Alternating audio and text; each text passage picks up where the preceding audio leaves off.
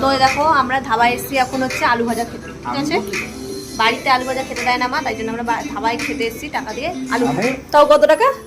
তাও এটা 120 টাকার আলু ভাজা খাচ্ছি, ঠিক আছে? বড়লোকস। হ্যাঁ বড়লোকস আলু ভাজা খেতে এসেছি আমরা ধাবায়। দেখো বড়লোকস সস দিয়ে আমরা খাচ্ছি, মেয়োনিজ আর কেচাপ। বড়লোকস সস আমার দিয়ে আলু ভাজা খাও গাইস, বড়লোকস আলু ভাজা।